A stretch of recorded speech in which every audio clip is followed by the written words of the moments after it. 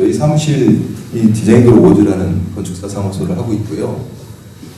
제가 오늘 좀 말씀드릴 내용들은 아까 말씀하셨지만 전반부 파트는 사실은 공동주택에 대한 프로젝트들을 진행하면서 느꼈던 점들이고, 후반부는 그 외에 이제 공공 건축물에 대한 얘기를 좀 드리려고 합니다. 근데 오늘 그 큰 주제가 좋은 건축이라고 해서 사실 저도 그 주제 때문에 생각을 해봤어요. 좋은 건축이라는 게 뭔가.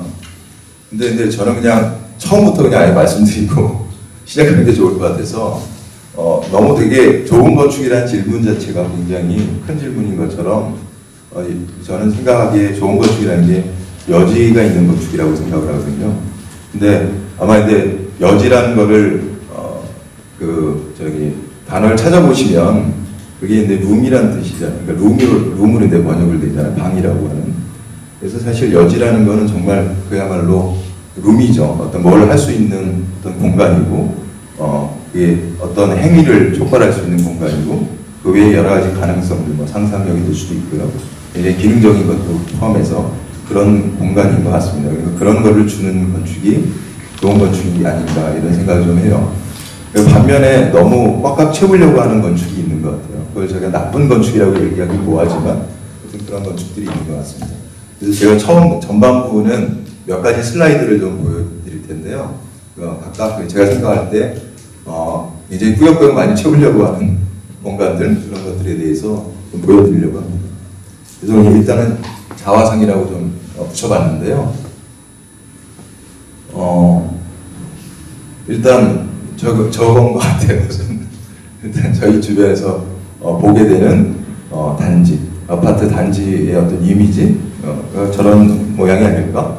대부분 큰 단지 같은 경우에 뭐 옹벽이 됐든 아니면 방음벽이 됐든 좀 닫혀있는 공간들인 것 같습니다.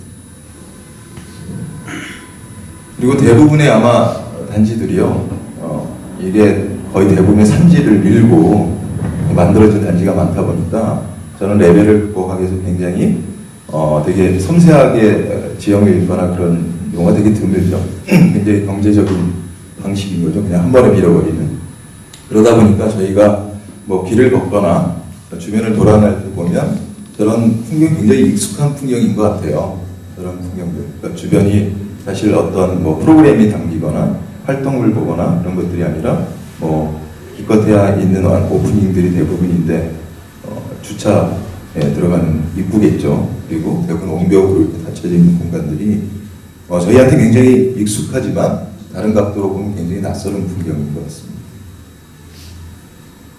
이거는 근데 뭐 용인 쪽 근처에 있는 우연히 지나가다 찍은 건데요. 유치원 입구입니다.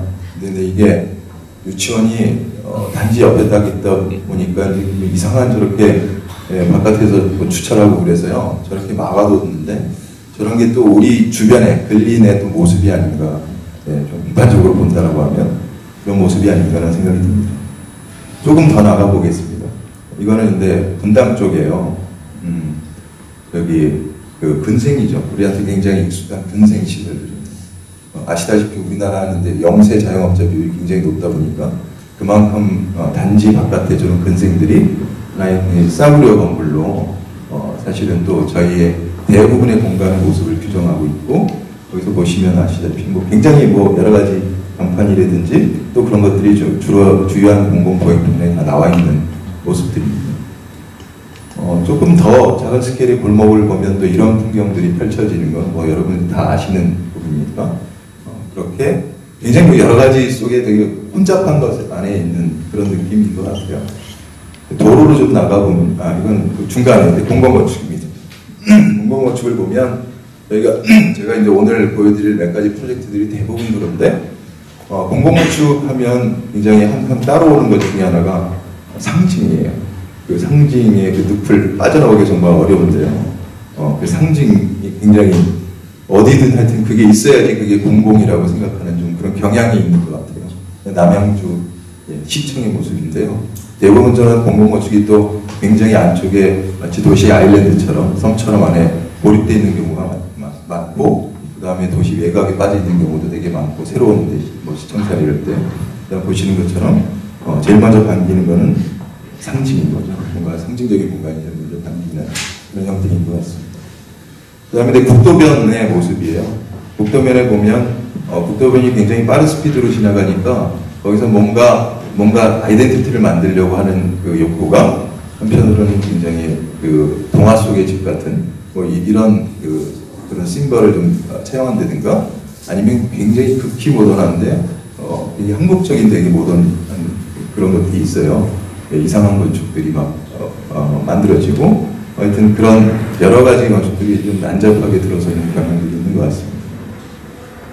이건 뭐 아시다시피 그 고속도로 풍경입니다. 고속도로 풍경도 지금 이제 반포죠, 여기 반포자일 텐데 저런 풍경 안에 있는데 저 역시도 굉장히 사실 뭐가 낯설다는 생각 못하고 익숙한 풍경들이에요. 근데 좀 꼼꼼히 생각해 보면 과연 저게 익숙한 풍경이라는 게 옳은 것일까라는 생각을 좀 많이 하게 됩니다. 그래서 제가 말씀드릴 거는 두 가지 키워드로 제가 생각하는 좋은 건축 또는 너무 바람직한 건축이라고 하는 것들을 좀 말씀드릴 건데요. 하나는 이제 집합이라는 거고요.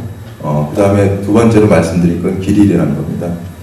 근데 집합이라고 하는 거는 그런 것 같아요. 요즘에 이제 대부분의 뭐 공공성 이런 얘기를 할 때 어떤 공유되는 가치라는 얘기를 많이 하는 것 같습니다. 근데 이제 저는 그거 조금 위험하지 않을까라는 생각이 들어요. 왜냐하면 공유되는 가치라는 게 자칫 잘못하면 항상 그러니까 어떤 배제라는 게 있다 보니까 제가 말씀드리고 싶은 거는 집합이라고 하면 아마 이제 다 중학교 때 배웠던 것 같습니다. 저는 중학교 때 배웠던 것 같은데 집합이라는 거는 일단 한편에는 되게 개별적인 것들이 있는 거죠. 그 안에서의 어떤 공통적인 요소 이런 것들이 있는 것 같습니다. 그래서 그런 것들이 굉장히 공존하는 모습이 아닐까라는 생각을 좀 갖고 있고요. 그래서 오히려 저는 집합이라는 얘기를 말씀드릴 때 좀 다양성이라든지 이런 다양성의 어떤 조합 방식 이런 부분들에 좀 포커스를 맞춰갖고 말씀을 드리고 싶습니다. 그러니까 2010년에 베니스 비엔날레 했을 때 제일 첫 번째 거기 이제 전시를 했었을 때 제일 첫 번째가 지금 아까 보여줬던 그런 여러 가지 도시 우리 삶 속에서 풍경 속에서 우리 맡고 있는 것들에 대한 것들이었어요. 그래서 빨간 부분들이 다 온갖 종류로 하여튼 맡고 있는 것들입니다. 그리고 이제 저번에 이제 작년에 그 전시를 했었는데요. 한일교류전을 했었는데 그때 이제 했던 거는 저런 이렇게 닫혀져 있는 상태에서 일종의 여는 공간, 그 중간지대의 공간들 뭐 이런 것들에 대해서 전시를 했었는데요. 그때 썼던 그 다이어그램들입니다. 그 주변부, 그러니까 예를 들면 밑에 뭐 보시면은 어떤 켜를 둬서 그 안에 약간 중간지대를 만든다든가, 뭐 그게 이제 뭐 수평적인 게 아니라 수직적인 뭐 그런 공간을 만들어 준다든가, 아니면 때로는 이제 그런 공간들이 안쪽 건물 안으로 끌어들인다든가, 뭐 그런 여러 가지 유형들을 좀 나눠가지고 그때 이제 했던 거고요. 거기서 이제 했던 것들 중에 이제 오늘 저기 보여드릴 프로젝트들은 거기에 실려있던 것들을 주로 앞부분에 보여드리고요. 최근에 이제 하고 있는 프로젝트들을 보여드리도록 하겠습니다. 그래서 스케일별로 모아봤어요. 그래서 원래 이제 엑스라지가 하나 있었는데요. 그런데 제가 거의 자문을 하는 거여가지고 그 부분은 빼고 작은 스케일부터 조금씩 스케일을 키워가지고 설명을 드리려고 합니다. 먼저 이제 작은 건데요. 첫 번째 건 이제 다세대 주택이에요. 다세대 주택인데 아시다시피 그 다세대 주택 그리고 뭐 연립주택, 아파트 이렇게 보여드리려고 합니다. 근데 그 다세대 주택, 연립주택, 아파트가 있는데 규모별로 이렇게 나눠져 있잖아요. 사실은 다 공동주택인데 뭐 건축법에 따르면 이렇게 규모별로 이렇게 나눠져 있습니다. 그래서 이제 다세대 주택은 여러분이 좀 낙후된 공간이나 아니면 또 사실 큰 건물의 뒤편에 보면 대부분이 다가구나 우리는 다세대 주택으로 들어차 있는데 그걸 어떤 분들이 이제 중간 건축이라고 얘기도 하셨고 혹시 이제 김성옥 선생님 같은 경우에는 근데 그런 부분들에 대한 얘기예요. 근데 첫 번째 프로젝트는 이건 봉천동입니다. 봉천동 하면 뭐 다세대 감히 메카라고 제가 말씀드릴 수도 있을 것 같은데 어쨌든 다세대 주택인데요. 클라이언트는 사실은 저희 건축학과 선배님이셨어요. 근데 그 분의 이제 형수님이 한 20년 동안 처음에 뭐 하숙도 치시고 이러시다가 근데 뭐 다세대 임대를 하셨던 거죠.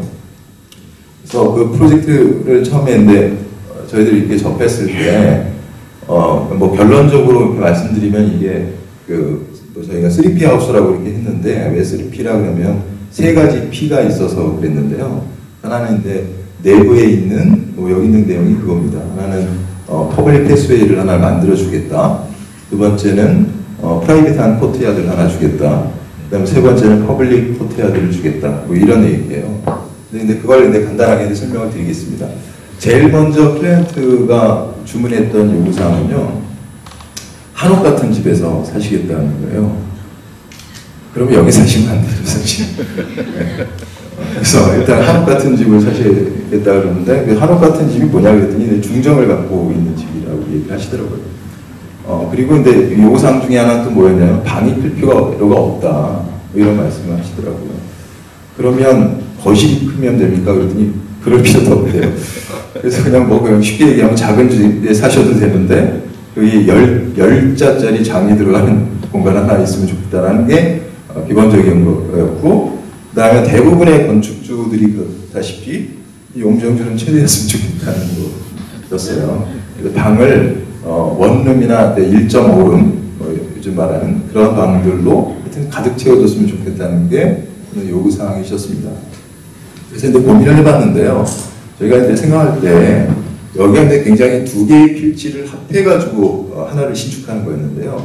대부분의 다세대들이 보면 두 개의 필지가 각각 하나의 도로의 면에 있고요. 그러다 보니까 안쪽 필지랑 바깥의 필지 두 개, 양쪽의 도로 쪽에서 사실 닫혀져 있는 형태로 말 그대로 섬처럼 되는 경우가 되게 많아요. 그래서 이제 그런 것들을 어떻게 하면 연결시켜 줄 수 있을까 뭐 이런 생각을 하나 했던 거고요. 또 하나는 이게 굉장히 아주 전형적인 그 타이폴로지가 있습니다. 다세대는 4층까지밖에 안 되니까 1, 2, 3층은 다 임대가 들어가고 그다음 4층에 이제 주인집이 들어가는 거잖아요. 그러다 보니까 이제 주인집으로 올까 항상 옥상으로 올라가는 그 계단은 닫혀 있기 마련이고 그 옥상은 주인들인데 전용하는 그런 형태가 되기 마련이죠. 그 다음에 대부분을 이제 주차를 넣기 때문에 주차가 그 외부에 대해서는 좀 약간 등을 돌리고 안쪽에 주차가 들어가면서 닫혀지는 형태로 계획되는 이 마련입니다. 그래서 이제 그런 문제들에 대해서 아까 말씀드린 그 첫 번째는 건축주의 요구사항이었던 중정 부분을 만들어주고 두 번째는 옥상을 좀 열면 좋겠다는 생각을 했어요. 그러니까 임대하시는 분들도 쓸 수 있게 하고 그 다음에 닫혀지기 마련이 있는 그 가로변의 풍경을 어떻게 하면 열 수 있을까 주변에. 그래서 이제 세 가지 이제 생각되면 3P 하우스가 된 거죠. 그래서 보시면은 저희가 프로젝트를 할 때마다 이데오그램이라는 걸 그리는데요. 이데오그램 말 그대로 이제 개념 그림인 거죠. 개념 그림을 그리고 그 거기까지만 하겠습니다. 그래서 개념 그림을 그리는데 아까 말씀드렸던 것들이 밑에는 이렇게 건물의 1층부의 풋프린트 면적을 줄여서 좀 여유있게 열린 공간을 만들어주고 그 다음에 가운데 프라이빗한 코트야드를 만들어주고 그 다음에 커블한 코트야드를 임대 하시는 분이 쓸 수 있게 만들어준다 라는 겁니다. 근데 하여튼 이 프로젝트는 굉장히 오래 한 20여 차례 바꾼 것 같아요. 되게 작은 프로젝트인데 굉장히 많이 바꿨던 게 이게 저는 그게 핵심이라고 생각하는데 저희도 그렇고 뭔가 여지를 만들려면요 공간을 굉장히 컴팩트하게 만들어줘야 돼요. 왜냐하면 한정된 저희가 항상 한계 속에서 일하다 보니까 아까 말씀드린 것처럼 용적률은 제대로 찾아야 되고 뭐 등등 한계 속에서 일하다 보니까 굉장히 컴팩트하게 해줘야지만 상대적으로 나눌 수 있는 여지들이 생기더라는 거죠. 그래서 사실은 일반적인 그 다세대가 한 60에서 65% 정도의 전용률을 갖는데 이 주택은 사실 76% 정도의 전용률을 갖는 굉장히 사실 컴팩트하고 사적인 공간, 임대 공간의 면적이 굉장히 비율이 굉장히 높은 주택입니다. 그래서 그런데 사실은 이제 그렇게 하기 위해서 만들었던 게 이런 구조였던 거죠. 쉽게 말씀드려서 4층 전체를 한 주인집이 되는 게 아니라 반을 나눠서 이제 이걸 이제 복층에 그 공간을 주인집으로 만들어주고 사실은 근데 면적이 안 들어가는 외부 공간들을 만들었던 형태입니다. 그 다음에 반대편은 가운데 엘리베이터와 계단실을 공유하기 때문에 다른 임대 그 세대들이 그 나름의 옥상 정원을 갖게 하는 그런 형태였던 거고요. 여기서 지금 잘 안 나오지만 사실은 나중에 평면도 보시면 알겠지만 사실 풋프린트를 줄이기 위해서 구조나 이런 것들을 굉장히 가운데에 몰아서 구조적인 화중이 좀 그러니까 기둥이나 이런 수를 줄이려고 했던 거죠. 굉장히 컴팩트하게 해서 밑을 열게 해서 사실은 법정 주차 면적보다 한 대가 남았었어요. 근데 뭐 하여튼 그렇게 만들었던 그 프로젝트라고 간단하게 이해하시면 될 것 같습니다. 이 각각의 이미지들이 그 안에 있는 중정과 중정 그 3층 바닥의 중정이랑 그다음에 중정의 다른 모습이고요. 임대 주민들이 쓰는 옥상 정원의 모습입니다. 뭐 그런 식으로 구성이 되어 있고요.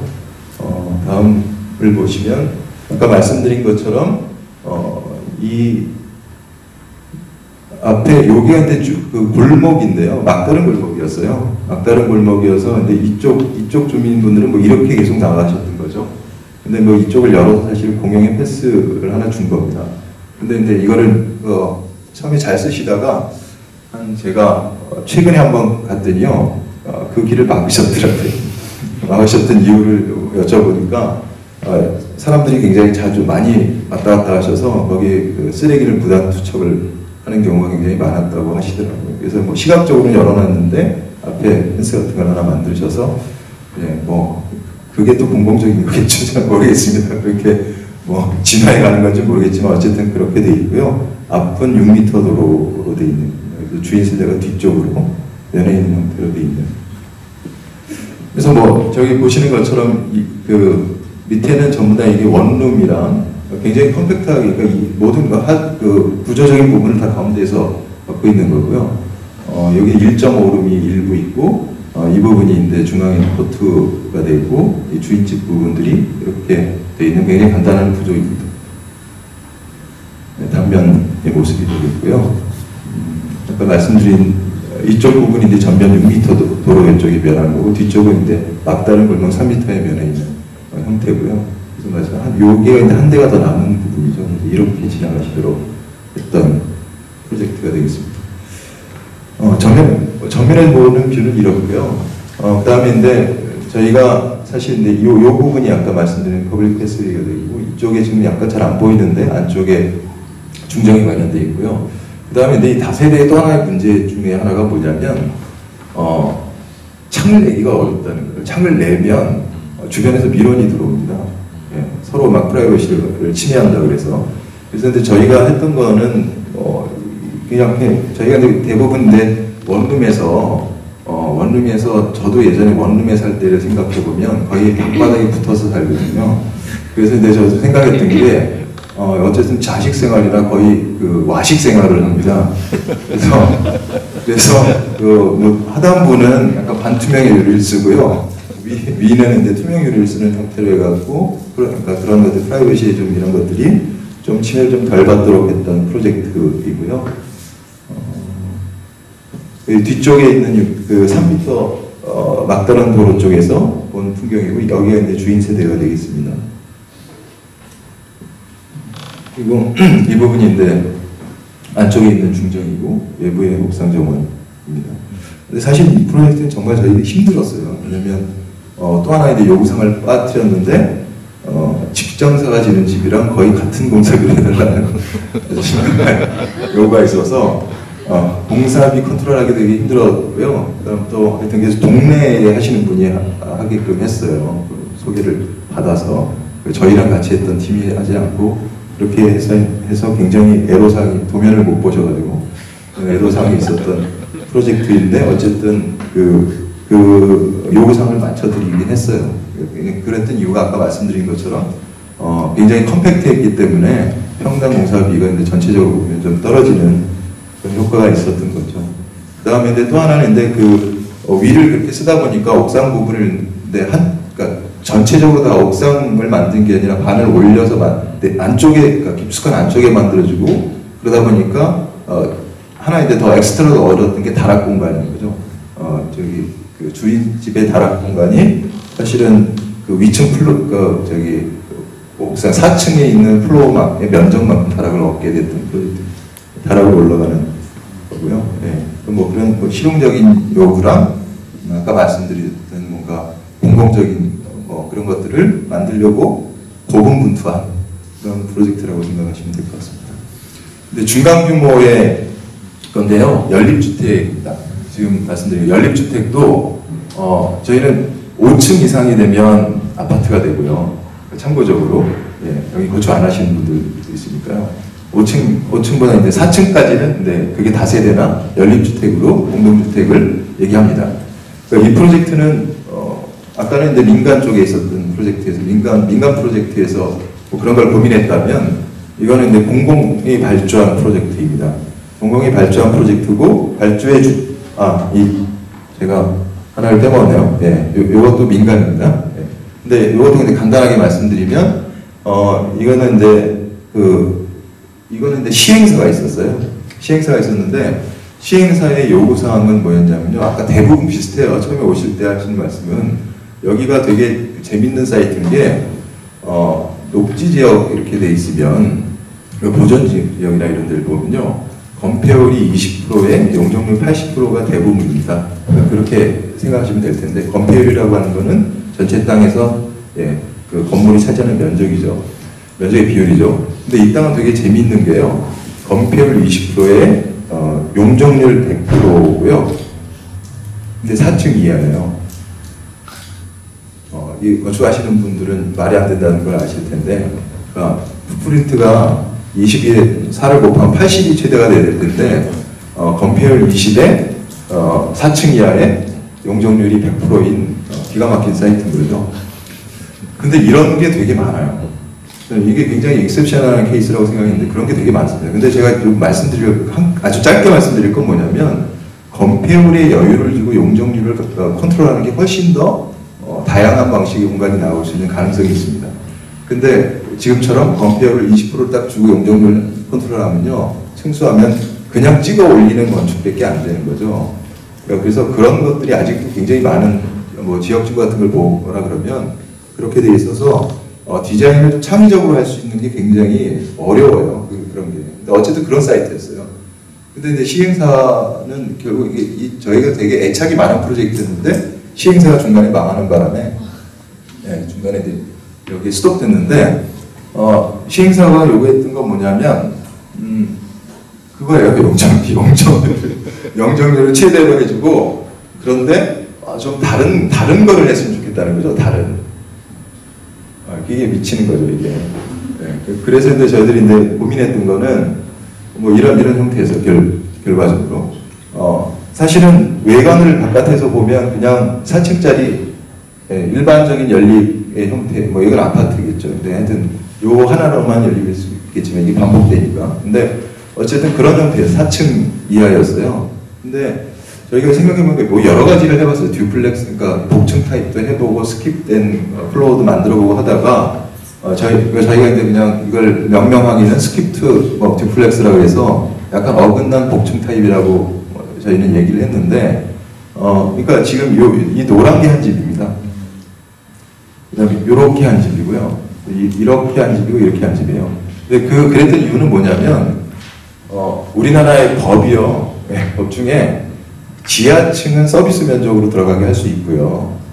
그 다음에 다락을 또 서비스 면적으로 해서 면적이 안 잡히는 공간들이 있습니다. 그런데 제가 말씀드릴 건 뭐냐면 이런 일종의 보이지 않는 공간들 또는 뭐 이거 데드 스페이스는 아니지만 잘 쓰이지 않는 공간들을 어떻게 쓰느냐가 굉장히 중요하더라고요. 나중에 계속 하다 보니까 결론적으로 말씀드리면. 근데 이 공간 같은 건 아까 말씀드린 것처럼 그래서 1층 같은 경우는 지하의 서비스 면적을 줘서 특화를 할 수 있고 4층 같은 경우에는 4층 이하니까요. 4층 같은 경우는 다락을 줘서 특화를 할 수가 있는데 저희가 이제 생각했던 건 전층이 다 특화됐으면 좋겠다는 거였어요. 그래서 간단하게 말씀드리면 지금 같은 크로스 타입의 공간을 통해서 모든 층에 있는 그 세대가 특화 공간을 갖게 하려고 했던 게 이 프로젝트의 핵심입니다. 그래서 지금 다시 그 개념 그림이 나오는데 보시는 것처럼 이렇게 크로스되어 있는 타입인 거죠. 그러니까 전체적으로는 3계층이 되는 거예요. 근데 실제로 3계층인데 맨 한 층은 위든 아래든 한 층은 그건 이제 서비스 면적으로 면적이 잡히지 않는 엑스트라의 공간을 갖게 되는 형태로 해서 만들어지는 겁니다. 그래서 이제 저희가 이제 그 제일 첫 번째 프레젠테이션 했을 때 했던 게 이거죠. 네. 이게 현재의 법이라는 거죠. 바라는 건 저기 용적률을 얘기하는 거고요. 100%인데 실제로는 80%가 되지만 저희가 제공하는 주택은 120%짜리를 만들어주겠다. 뭐 이렇게 해가지고 잘 가다가 말씀드린 것처럼 잘 가다가 중간에 스톱돼 있는 상태였습니다. 그래서 보시면 이제 뭐 평면 조금 보시면 지금 말씀드린 것처럼 이렇게 한 집이고 이 빨간 게 이렇게 한 집인 거고요. 밑에도 마찬가지 구성 방식으로 되어 있습니다. 그래서 그런데 이제 부가적인 저희가 뭐 얻었던 건 뭐냐면 이렇게 구성하다 보니까 코어 부분을 이제 전용할 수 있었던 거고요. 한 세대가. 또 하나는 요 존이 작은 존이 이게 마스터 존이에요. 마스터 존이랑 뭐 어린이 방이랑 거실들을 다른 플로어에 이렇게 해놓을 수 있는 뭐 그런 장점이 있었고 그러다 보니까 한 세대가 뭐 최대 6베이까지 갖는 뭐 그런 형태로 만들 수가 있었던 겁니다. 그냥 이 부분들은 간단히 말씀드리면 4계층 단위로 다른 어떤 뭐 그 보행이나 아니면 다른 하여튼 공공의 어떤 시설과 결합시키면 4계층 단위로 끊어서 뭔가 이렇게 적층해서 수직적인 걸 만들 수도 있겠다라는 생각들이 좀 있습니다. 자, 이제 아까 말씀드리려다 말았던 이거는 이제 공공이 발주한 거고요. 이 프로젝트는 SH공사가 발주를 했는데요. 저희가 그 대부분의 아마 여기서 저기 말씀하셨던 분들이 그렇지만 공동주택의 그 시장에 진입하기 굉장히 어려워요. 저희도 생각도 안 했습니다. 공동주택을 아파트나 뭐 이런 걸 할 거라고 생각도 안 했는데 어쨌든 뭐 서울시에서 공공건축가 제도를 만들었잖아요. 그래서 근데 거기서 몇 가지 프로젝트, 시범적인 프로젝트들이 나왔어요.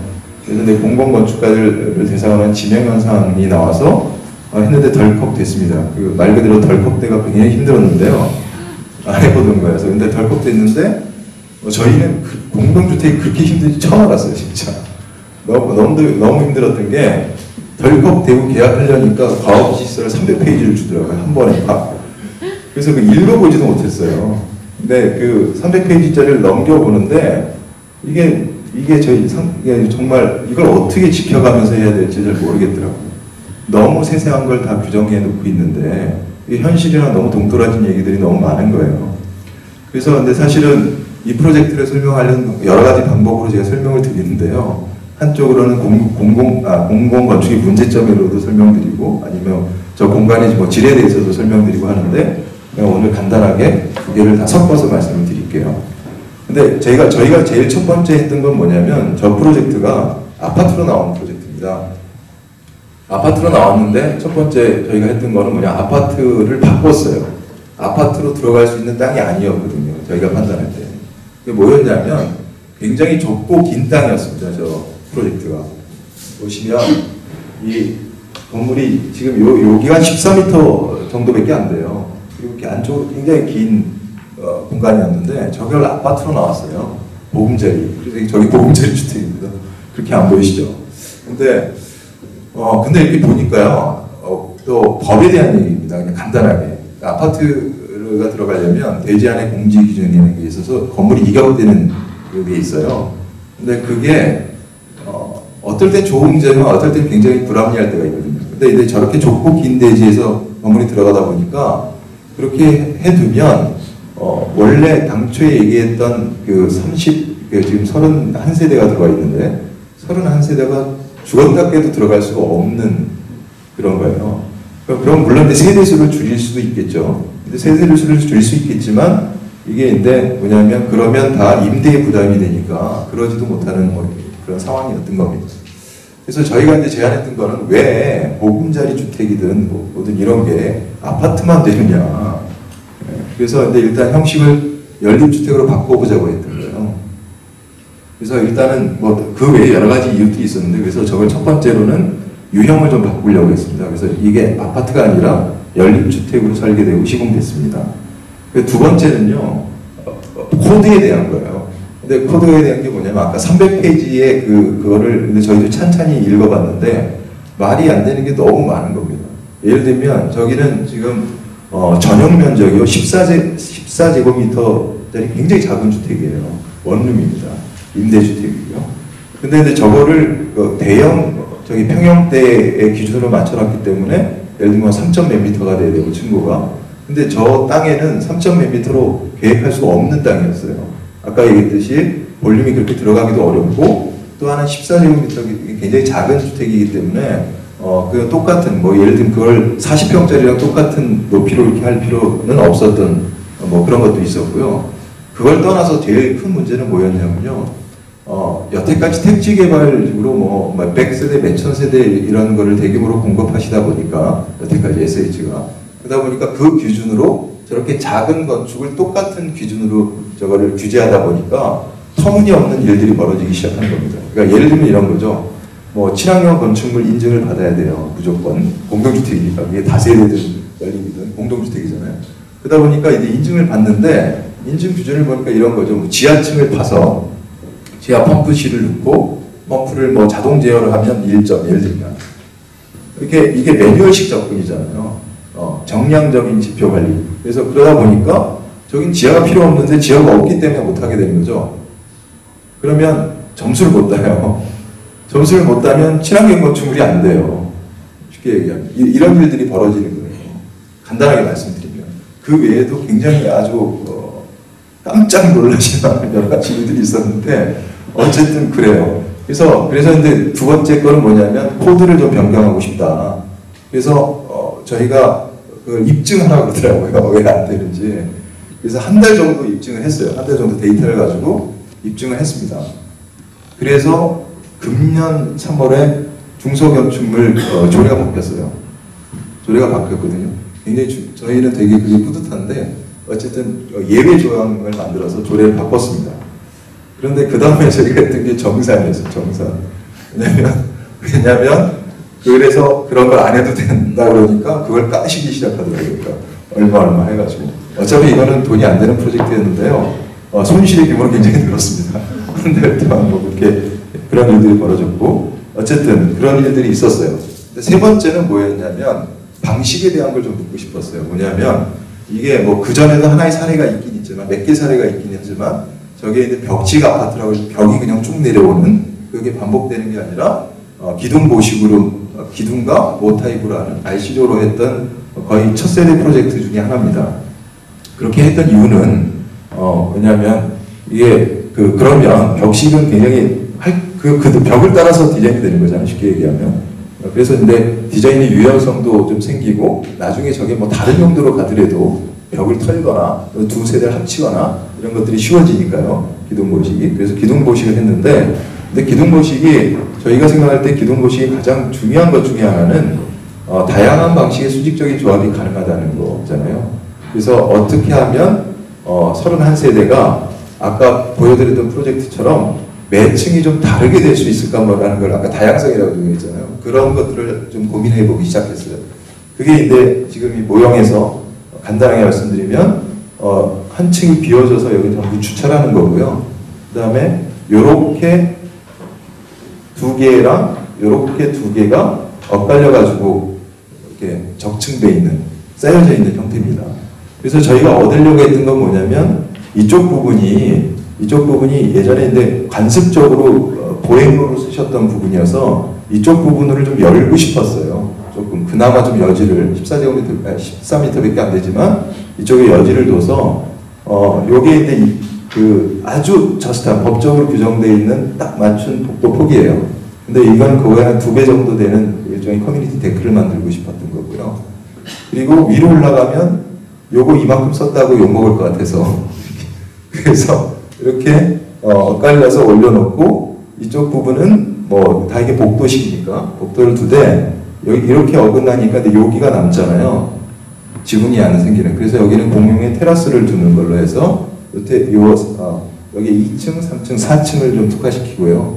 그 다음에 5층은 위에 마찬가지로 다락과 이런 걸 줘서 5층을 특화시켰던 거고 2층은 이 부분이 지금 가로에서 보는 뷰인데 여기가 빨래방입니다.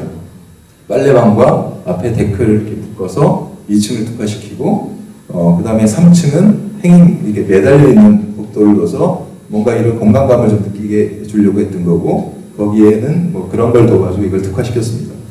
그리고 근데 이 진입구 같은 경우는 이게 되게 좁고 긴 건데 이 끝에 커뮤니티 홀을 하나 줬고요. 빨래방 2개의 커뮤니티, 뭐 공유하는 공간들을 마련한 프로젝트라고 간단하게 이해하시면 될 것 같습니다. 역시 개념 그림인데요. 보시다시피 안에 있는 여러 가지 커뮤니티에 관련된 시설이나 또는 거기서 벌어진 행위들이 바깥에서 좀 읽혔으면 좋겠다는 생각을 했어요. 좀 표정을 가졌으면 좋겠다는 생각을 했습니다. 대부분은 이게 길에서 보면 이게 전부 축벽이 돼서 다 막혀버리잖아요. 근데 그게 좀 바깥에서 읽혀서 여러 가지 삶이 있다는 걸 좀 보여주고 싶었어요. 특히 뭐 이 빨래방 같은 경우를 여기다 둔 거는 가로 쪽에서 그러니까 뭔가 공유 공간을 인지했으면 좋겠다는 생각을 했던 거고요. 안쪽에 커뮤니티 홀을 뒀는데 그거는 또 이쪽을 통해서 왔다 갔다 이렇게 들어가고 나오고 하시다 보니까 그런 면에서 인지가 되고 바깥뿐만 아니라 안쪽 깊숙이에도 공유 공간이 인지가 되고 그 다음 주변에 있는데 이쪽 주변에 이 공간을 같이 쓰시는 근접해 있는 인접 세대들의 일종의 뭐 산악방처럼 쓰였으면 좋겠다는 생각을 가졌던 겁니다. 그게 이제 그래서 이 프로젝트는 이제 시범 사업이다 보니까 뭐 시장 보고도 하고 뭐 이랬던 건데요. 그때 됐던 그 다이어그램입니다. 지금 보시는 것처럼 안쪽과 바깥쪽에 있는 공유 공간이고 기존에 이걸 관습적으로 쓰셨던 그 길을 두고 요 뒷세대들이 여기 인접한 세대들이 있는데요. 이 세대들이 여기를 사실 편법적인 거지만 이쪽 부분으로 다 진입을 하시지만 뒤에다가 별도의 출입구를 내셔서 이걸 그냥 수년 동안 계속 쓰셨던 거예요. 이게 원래 나대지였기 때문에 쓰고 이쪽에다 텃밭도 만들고 막 이렇게 쓰셨어요. 그래서 저희는 근데 그런 것들을 그냥 그대로 좀 놔뒀으면 좋겠다. 그래서 뒷부분에 텃밭도 만들어주고 그 길도 그냥 놔뒀습니다. 놔두고 올라가는 보행로 이런 부분도 그대로 좀 그냥 놔두자. 놔두자 그랬던 거고 아까 제가 제일 처음에 시작할 때 말씀드렸던 것처럼 뭔가 여지를 만들려면 역시 되게 컴팩트해야 되는 거죠. 그래서 처음에 생각했던 건 뭐죠? 굉장히 이런 약간 비효율적인 그런 공간 구조들을 굉장히 컴팩트하게 해주고 남는 이 공간들로 뭔가 아이덴티티를 주자. 이건 그래. 그런 생각들이 적용되어 있는 프로젝트입니다. 지금 말씀드린 게 여기가 사거리인데요. 이 사이트는 정말 저희 설계는 했지만 사람이 살 때는 아닙니다. 그게 뭐냐면 이게 그 서울시의 유휴지를 그거를 이제 저런 임대주택으로 하는 건데 근데 좀 저는 약간 의문이 좀 들어요. 사실은 뭐냐면 여기는요 남산 알루미늄이 있고요 공장이 있고 이쪽은 자동차 공업사가 있어요. 그 안에 들어가서 지금 하는 거거든요. 근데 이 조금 여러 가지 유휴지가 있겠지만 유휴지를 잘 관리하는 것도 되게 중요하겠다는 생각이 좀 듭니다. 근데 어쨌든 그런 땅인데요. 여기에 이제 말씀드린 여기 다세대나 다구가 이렇게 뒤에 붙어 있는 거죠. 근데 요분들이 이렇게 진입했는데 여기에 그 전엔 나대지였으니까 막 쓰셨던 거예요. 이렇게 썼던 그런 땅입니다. 그래서 이건 이제 다락층 아까 몇 층마다 그 특화되어 있다는 게 말씀드렸던 그 부분이 되겠고요. 지금 보시는 것처럼 뭐 기둥보식으로 했고 뭐 이게 두 개를 엇갈려 배치하다 보니 이렇게 파이프 라인 같은 것들이 이게 굉장히 좀 맞추는 게 좀 어려웠긴 했습니다. 그리고 1층은 지상 1층은 다 비워두려고 했던 거고요. 주차나 이런 걸로 쓰고 지하 공간을 안 하려고 했던 건 너무 당연한 거지만 지하 공사가 들어가면 임대비가 증가하기 때문이죠. 그래서 하여튼 그 공사비에 맞추려고 무던히 애를 썼고요. 그다음 뒤쪽 부분 여기 만나는 부분에 텃밭을 만들어드리고 이 길을 쓸 수 있도록 배려했던 프로젝트입니다. 네. 그래서 이 프로젝트는 금년에 사실 뭐 개인적으로는 기쁜 일이지만 사실 이제 이게 문화 대상을 건축 문화 대상을 받았던 프로젝트인데요. 이것도 사실 그런데 제가 국내 면허가 없습니다. 그래서 제 입으로는 못 받았어요, 사실은.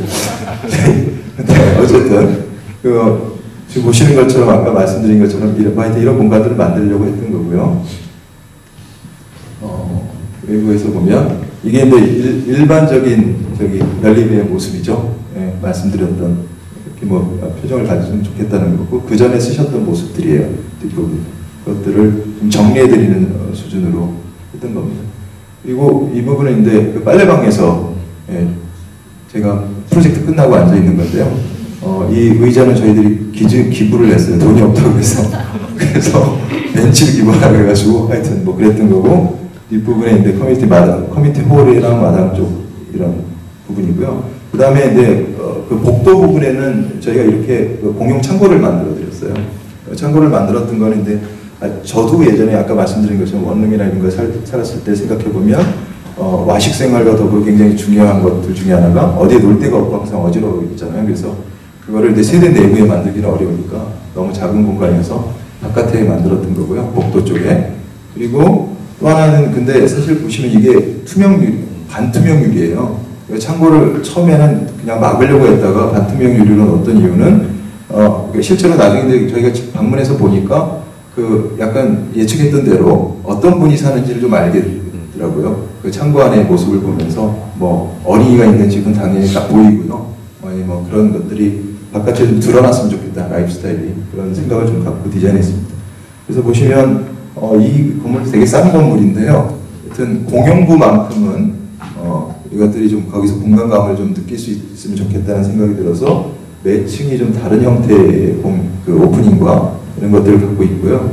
그 다음에 사실 요런 거는 이제 뭐 되게 테크니컬한 측면이지만 층고에 압박이 있다 보니까 굉장히 플랫보 형태라고 하여튼 저런 넓고 이렇게 좁은 높이가 낮은 볼을 써가지고 그게 의장적으로 그냥 쓸 수 있도록 했던 프로젝트고요. 내부는 그냥 굉장히 원래 사실은 입체적인 수납 때문에 가구를 되게 많이 더 계획을 했다가 예산 때문에 전부 다 삭제가 됐고 그 다음에 뭐 특이할 건 사실은 여기는 요 세대만 저기 좀 조금 큰 게 아니라 2형 세대여서 그런데 나머지는 전부 다 미닫이나 미석이 등으로 계획을 했어요. 아무래도 공간이니까 데드 스페이스가 없어지니까 그런 것들을 통해서 계획했던 프로젝트입니다.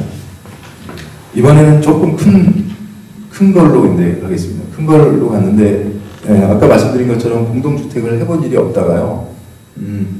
한번 해보니까 할 수 있을 것 같다는 생각이 들어서 현상을 저희가 했는데 그게 이제 보도강의인데 이건 조금 규모가 큽니다.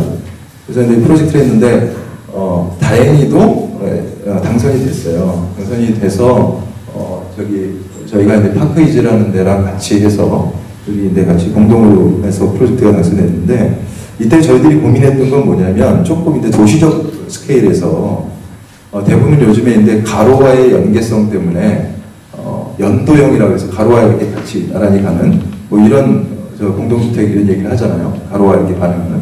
그래서 근데 저희가 이제 하려고 했던 건 뭐냐면 그걸 좀 극대화 해보자. 그래서 제목도 뭐 이게 더블 하우징이라는 게 안쪽과 바깥쪽 가로에 다 같이 면에 있다는 의미로 그렇게 썼어요. 그리고 사실은 여기에 있는 평면이 굉장히 구체적으로 나와 있지는 않기 때문에 그렇긴 하지만 그 가로를 또 입체적으로 좀 만들려고 했던 그런 부분들이 있습니다. 그래서 바로 넘어가면 이건 좀 규모가 크죠. 예. 그래서 830세대 정도 되는 아파트 현상을 했던 거고요. 지금 이 프로젝트가 그러니까 당선되고 저희는 굉장히 좀 낮을 거라는 생각을 했는데요. 예, 박근혜 정부의 어떤 여러 가지 임대주택 정책 때문에 수도되어 있습니다. 어떻게 될지 잘 모르겠고요. 그래서 어쨌든 그러니까 이 블럭이 830세대 정도가 이렇게 들어가는 그 단지인데 저희가 했던 거는 사실은 근데 뭐 아니면 도로 했던 겁니다, 사실. 그래서 이 바깥을 이런 거를 이제 그 용어로 이런 용어가 있어요. 페리퍼리 블럭이라고 하는데 유럽이나 뭐 이런 데서 좀 많이 쓰는 거죠. 이게 그냥 말 그대로 그걸 그 경계를 따라서 이렇게 블럭을 만들어서 가로 쪽과의 접근성이나 연계가 되게 강조되어 있는 형태인데요. 그렇게 지금 블럭을 돌린 겁니다. 뭐 아니면 도였죠, 사실은. 그리고 그 다음에 이런 타워들을 이렇게 여기에 T자로 꽂아놓은 형태예요. 근데 이게 근데 쉽게 보이시지만 사실 굉장히 어려운 게요. 관련 법규 때문에 저걸 이렇게 이게 T자로 만나게 하기가 되게 어려워요. 그래서 근데 그런 것들이 지금 보시면 여러 형태들이 약간 찌글찌글하고 이런 것들이 법규를 피해나가기 위해서 적합하게 만들기 위해서 만들어진 여러 가지 있고요. 뭐 그러면서 이제 만들어진 이런 공간들을 어떻게 활용할 것이냐. 근데 여기는 이쪽 도로가 여기에 근생이나 뭐 커뮤니티 시설들이 들어가게끔 돼 있는 거에서 이렇게 만들고 그 안쪽 혀에도 썬큰 형태의 스트리트 안쪽에 더 밀어넣었어요. 그래서 말씀드리려고 하는 건 뭐냐면 이 바깥쪽의 스트리트와 안쪽의 스트리트 그리고 안쪽에 있는 커뮤니티 가든 그리고 그것들이 사실 입체적으로 내부에서는 그러니까 그 지하층과 이렇게 왔다 갔다 넘나들면서 계획되어 있는 계획인 측면에서 더블 스트리트라고 얘기를 했던 겁니다. 그래서 이거를 조금 건축하시는 분들이 있는데 조금 더 전문 용어로 하면 이런 페리퍼리 블락이랑 안쪽에 있는 가든시티 타입의 타이폴로지를 두 개를 같이 쓰려고 했던 겁니다. 그래서 어쨌든 그래서 지금 이게 개념 그림을 보시면 지금 방금 전에 제가 말씀드렸던 그런 부분들, 그러니까 더블 스트리트가 안쪽 이런 켜에 만들어지고 안쪽에는 좀 더 넓은 보이드 공간, 오픈 스페이스를 제공해서 저쪽 부분에 커뮤니티 포리스트로 만들자, 진짜 숲처럼 한번 만들어보자. 그래서 저희가 의도했던 거는 이 한쪽에 이렇게 딱 서 있으면 바깥에는 도시의 풍경이 보이고 안쪽에는 뭐 숲과 같은 양쪽의 풍경이 좀 달라지면 좋겠다라는 생각을 했던 프로젝트입니다. 사이트가 여기 있습니다. 여기 이 천변의 면에 있는 이 사이트고요. 그리고 그 다음에 이제 가운데 이렇게 오픈 스페이스가 이제 외부에 잘 연결돼야 되겠죠. 근데 그런 것과 안쪽에 있는 이 공간이 되게 중요했기 때문에 거기에 이제 그 커뮤니티나 부대복리 시설을 집중해갖고 배치하는 1층 구에서요. 그래서 건물 하부는 다 그 프로그램이 없이 다 1층은 전부 다 뭐 필러티나 아니면 저는 커뮤니티 시설들로 채워져 있는 형태로 계획을 했던 겁니다. 뭐 이거는 뭐 어디나 나오는 뭐 그런 것들이에요. 그래서 지금 보시는 것 같이 이렇게 생겼지만 하여튼 1층 여기에 다 비어져 있다는 거고요. 그때 이제 제출했던 도서들입니다. 주변과의 연계성이라든지 프로그램 어떻게 운영할 것인가. 그 다음에 또 하나 아까 이제 저희가 이제 계속 여러 가지 프로젝트를 보여드리면서 측벽을 좀 없애보자. 그래서 이 타입은 T자로 이런 식으로 만나기 때문에 이쪽 만나는 부분들도 전부 다 그 바깥에 있는 면할 수 있잖아요. 그래서 사실 전면이 전부 다 인면이 되도록 한 그런 것들이 좀 부분적으로 돼 있는 겁니다. 자, 이제 요 파트가요. 저희가 하면서 좀 그 두 개의 공공 프로젝트, 공동주택을 하면서 저희가 느꼈던 건데 앞으로 이랬으면 좋겠다는 좀 의지입니다. 첫 번째는요. 이 아까 문정동 같은 경우에요. 저 4층짜리 연립주택 같은 경우에 원룸주택 같은 경우에 저희가요 발주공고에서 거의 질의회선에서 이게요 거의 한 열흘 만에 프로젝트를 해야 되는 상황이었어요. 말도 안 되는 겁니다 사실. 그리고 나서 사업 승인을 넣으라고 했는데 사업 승인을 한 달을 줬어요. 계약 후 한 달. 계약도 좀 늦어지는 바람에 한 달도 안 됐던 것 같아요. 근데 여기서 혹시 사업 승인 얘기에 익숙하신 분은 아시겠지만 사업 승인 한 달 만에 되는 게 아닙니다. 절대로. 한 달 만에 해야 되는데 테이프 커팅 시기에 맞춰서 이런 참 그런 일이 있었고요. 그 다음에 뭐 이 뒷부분은 이거 제가 정리를 안 했는데 이 준공까지 굉장히 애를 먹었던 프로젝트입니다. 중간에 막 상황들이 계속 바뀌어가지고. 그리고 또 하나는 뭐냐면 저희가 그때 했을 때 이게 문정동에 원래 이렇게 나대지로 이렇게 쓰이고 여기 보이시죠? 남산알미니까 자동차 공업사가. 그 다음에 또 하나는 이제 연남동이었는데 연남동도 저희가 같이 했었어요. 근데 이거는 저희가 어차피 이 프로젝트는 남기려고 하는 프로젝트가 아니었기 때문에 한 팀이랑 다시 회의해서 저희가 이쪽을 하고 이쪽을 이렇게 하는 걸로 해서 프로젝트를 했습니다. 이 프로젝트는 손해볼 것이다 라는 가정하에 했는데 연남동 같은 경우도 이게 아파트로 원래 나왔던 겁니다. 근데요 아파트가 되려면 앞에 진입도로가 6m 이상 도로가 있어야 돼요. 근데 이 도로 가서 봤더니 4m 도로가 있는 거예요. 그 얘기 뭐냐면 기획 없이 발주가 되고 있다는 거죠. 기획이 없이 여태까지 하던 가락대로 하다 보니까 그런 문제들이 생긴 겁니다. 그래서 결국 얘는 다세대로 바꿨어요. 단지형 다세대 뭐 이런 식으로 바꿨는데요. 그래서 중요한 건 뭐냐면 어떤 공공 프로젝트에서 특히 기획이라는 게 되게 중요하다는 걸 말씀드리려고요. 근데 대부분 공무원분들도 시간이 없고 과중한 업무 부담이 있다고 그러니까 그 전에 있던 과업 지시나 이런 것들 그냥 카피하시는 경우가 되게 많고 이런 어떤 기획이 좀 진짜로 되게 부재한 경우가 많습니다. 근데 문제는 대규모 프로젝트일 때는 그런 게 어느 정도 커버가 돼요. 근데 이런 굉장히 중소규모의 우리의 일상과 굉장히 가까이 있는 건물들은 저는 기획이 한번 잘못되면 굉장히 변화할 수 있는 여지가 되게 없고 굉장히 파급 효과가 굉장히 부정적인 파급 효과가 굉장히 많이 있어요. 그래서 나쁜 건축 얘기를 좀 드리면 기획이 없는, 생각이 없는, 사전 조사가 없는 이런 것들이 나쁘다. 그건 진짜 나쁜 것 같아요. 네, 그래서 좀 충분히 생각할 수 있고 그런 것들이 있으면 좋겠다는 걸 좀 말씀드리고 싶고 그 다음 기타 등등 여러 가지 문제는 그냥 넘어가겠습니다.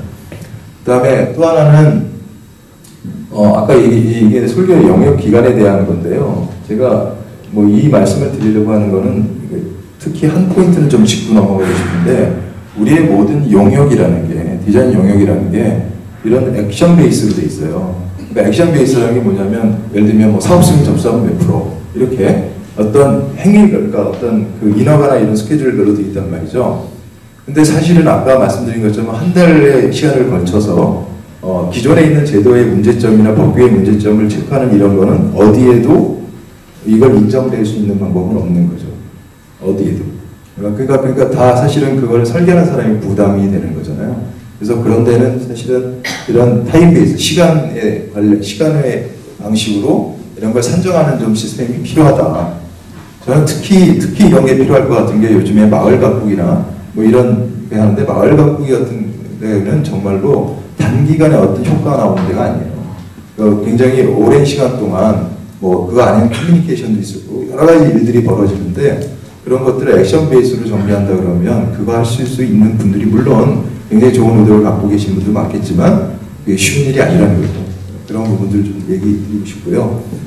설계비에 대해서는 제가 설계비를 많이 받자고 이런 말씀을 드리는 게 아니고요. 많이 받으면 좋겠죠. 근데 저희가 그렇게 돈 욕심이 있는 사무실은 아니에요. 근데 너무 하니까 제가 말씀드리는 건데 이게 저는 다른 거 다 필요 없고 법에서 또는 여러 가지 코드에서 기준을 정한 것만이라도 뭐든 지자체가 됐든 이런 부분들이 지켜주셨으면 좋겠어요. 근데 굉장히 이상한 내규나 이런 것들로 그것들을 전부 다 이게 예를 들면 이게 대가 기준이 있는 거면 이 정도인데 실제적으로 여러 가지 이상한 내규들이 붙어가면서 이렇게 되는 거거든요. 이게 대표적인 게 뭐냐면 우리가 설계 도서를 납품하면 거기에 견적이 가능할 수 있는 그런 도서를 납품하고 견적을 하면 사실은 문서로 보면 그게 상해에 해당되는 거예요. 그런데 그걸 예를 들면 아파트는 중이고 이런 식으로 굉장히 이상한 걸 만들어서 그 설계비를 계속 그 안에서도 깎는 거거든요. 그러니까 그런 게 벌어지는 여러 가지 문제점이 있다. 그래서 가만히 있기가 좀 그래가지고요. 떠들고 댕겼어요. 떠들고 댕겨서 아까 말씀드린 것처럼 이건 이제 제가 이 문정동 가지고 말씀드렸던 조례가 바뀌었던 거고요.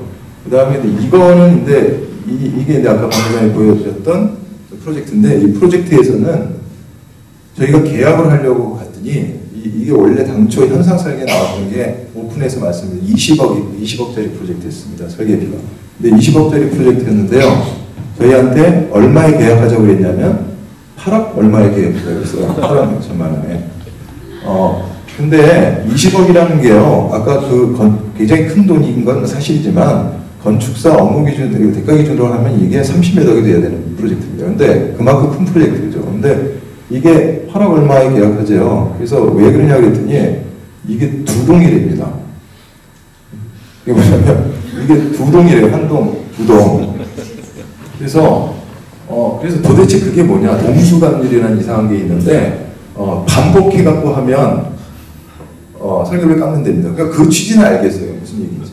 근데 똑같은 걸 계속 반복하면 그러겠지만 이게 사실 다 다르거든요. 근데 이게 한 동이기 두 동이기 때문에 두 개밖에 없기 때문에 8억이라고 하는 건 진짜 그래서 그 결론을 말씀드리면 계약하기 위해서 이걸 다 다시 뜯었습니다.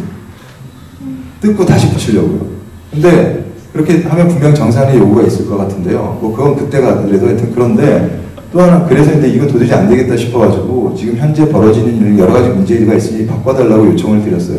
그래서 그랬더니 근데 뭐 여기 이제 박인석 교수님이 뭐 하여튼 굉장히 여기서 노력을 하셔서 LH는 지금 이제 금년부터 바뀌었습니다. LH는 지금 바뀌고 있는데 SH는 아직 요지부동이라는.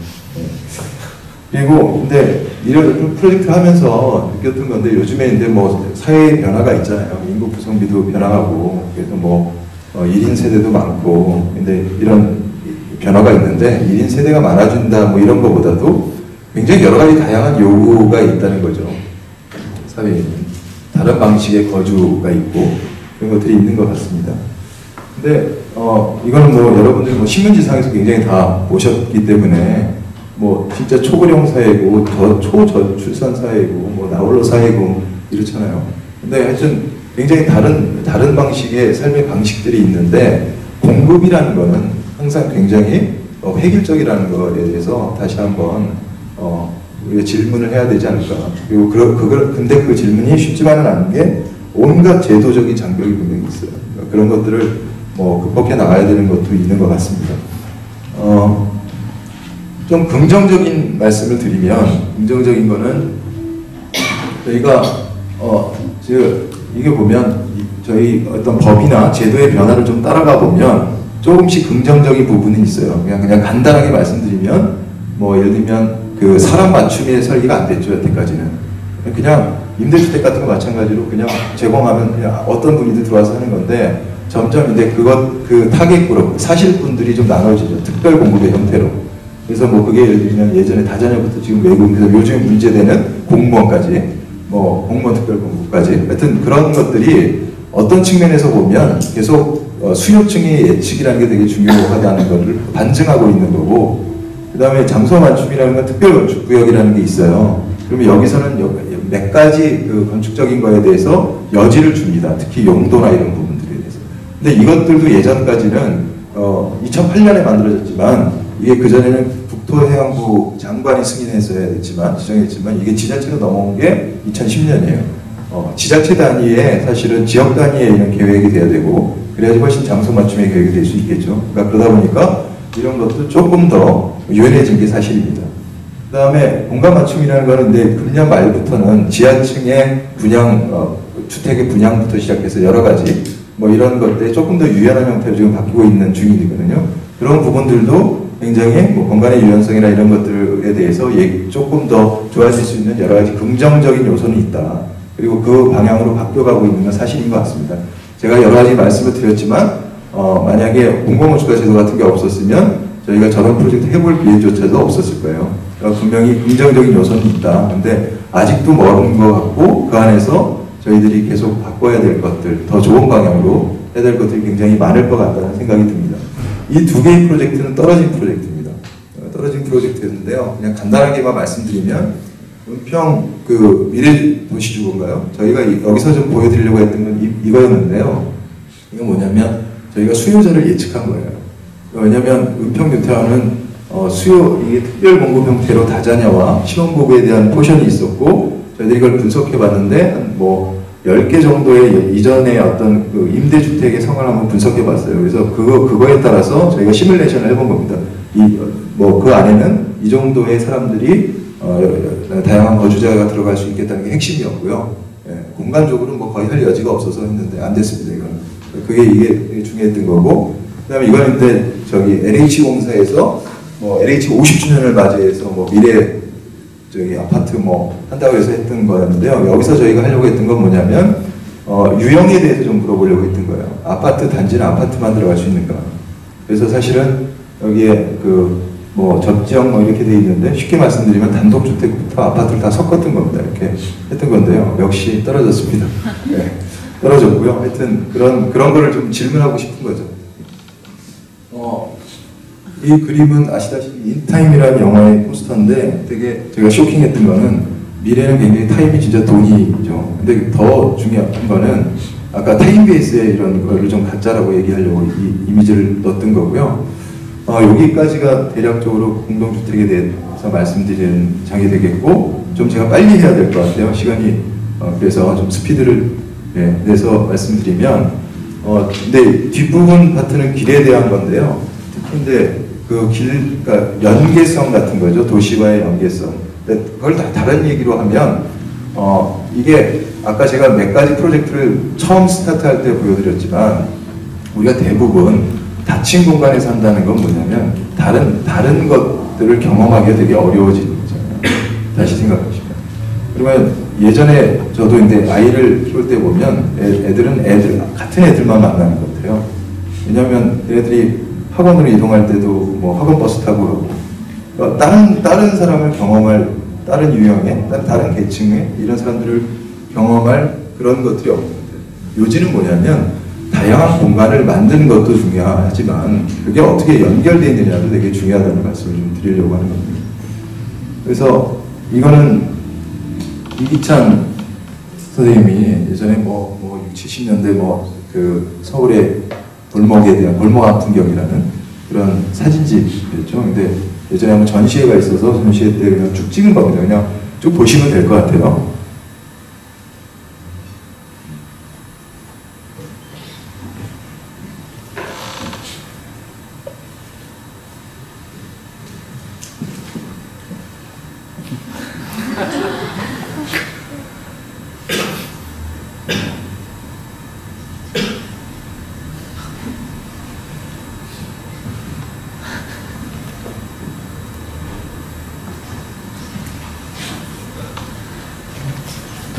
이거는요, 저희 그 창신동이에요.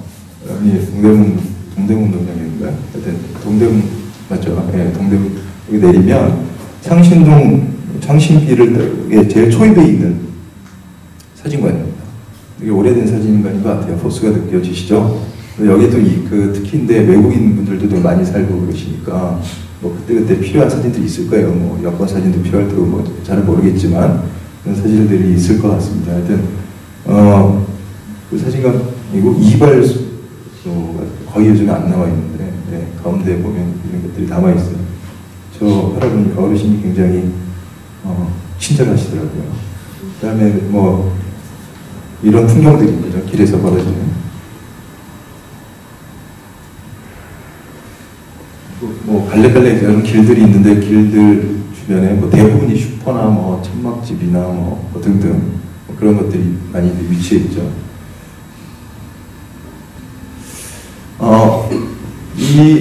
이거는 조금만 설명을 드리면 그 시선에 대한 부분을 좀 말씀드리려고 하는 건데요. 이게 같은 사이트예요. 같은 사이트인데 여기 지금 여기 왁기 보이시죠? 예.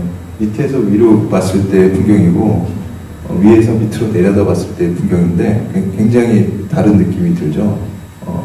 근데 그러면 사실 이게 주차장인데요. 이건 근데 공용 주차장은 아닌데, 근데 저희가 이제 창신동 길에 대해서 한번 조사한 적이 있어요. 조사한 적이 있는데, 주차장, 그러니까 결론을 좀 말씀드리자면, 창신동은 특히 이제 주차장을 이 공용 공간으로, 특히 공공 공간, 공용 공간으로 만들면 참 좋겠다는 생각을 좀 했어요. 조사를 하면서. 왜냐면 그 주차장들이 대부분 저렇게 지어 있다 보니까 공용 주차장까지는 차가 와요. 거기서부터 이제 차가 못 들어가는 여러 가지 갈래길들이, 골목길들이 이렇게 막 실빛줄처럼 연결되어 있잖아요. 그래서 저런 공간들이 그런 일종의 지금 좀 말씀드리는 게 그건데 연계성에서 되게 중요한 게 공공건축이나 이런 것들이 뭔가 어떤 관문 같은 곳이기도 하고, 그렇죠? 그 다음에 말 그대로 거점이고 그랬으면 좋겠어요. 지금 이제 프로그램이 주차밖에 없으니까 그런데 원래 주차장은 여러 가지 다른 프로그램이 들어갈 수 있잖아요.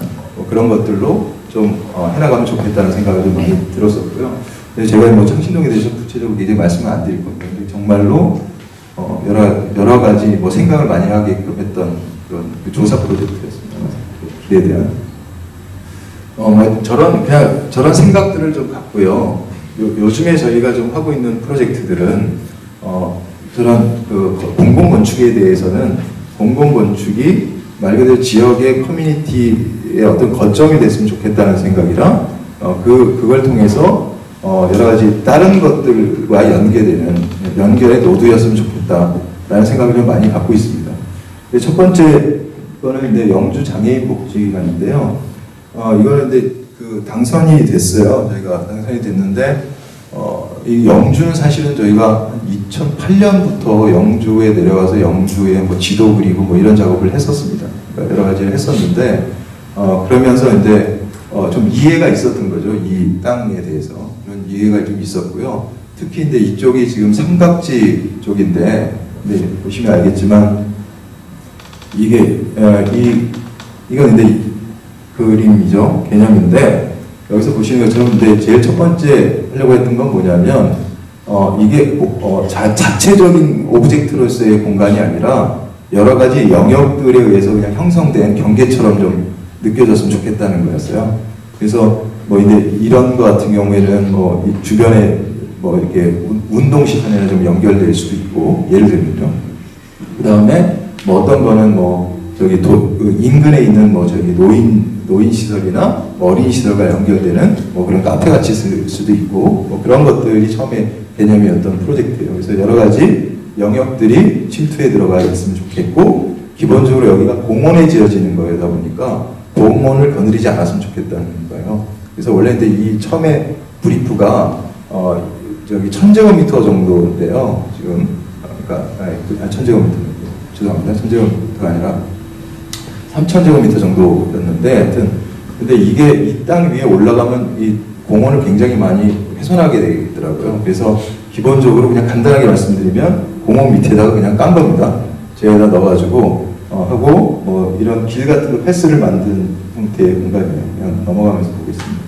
이게 예전에 저희가 2008년부터 이 영주를 돌아다니면서 만들었던 영주 랩 중에 하나입니다.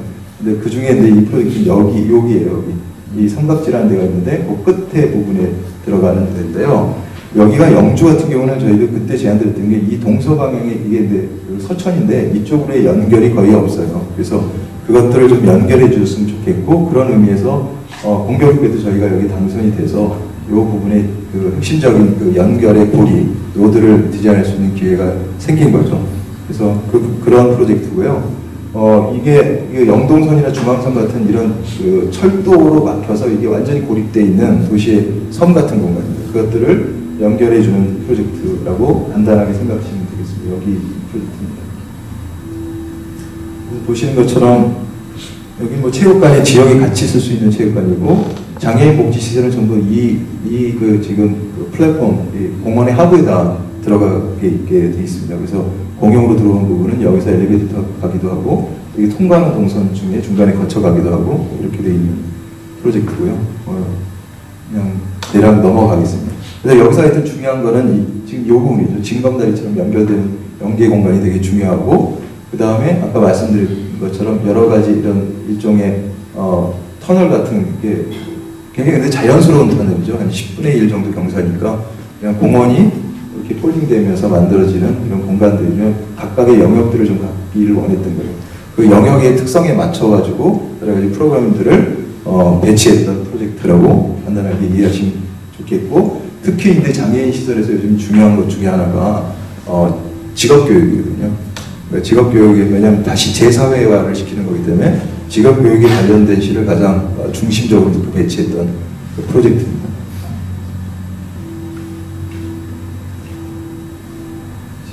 부분이고요. 뭐 지금 디벨롭 중에 있는 프로젝트고요. 그 다음에 영주시 풍기업사무소는 역시 영주에서 저희가 했던 건데요.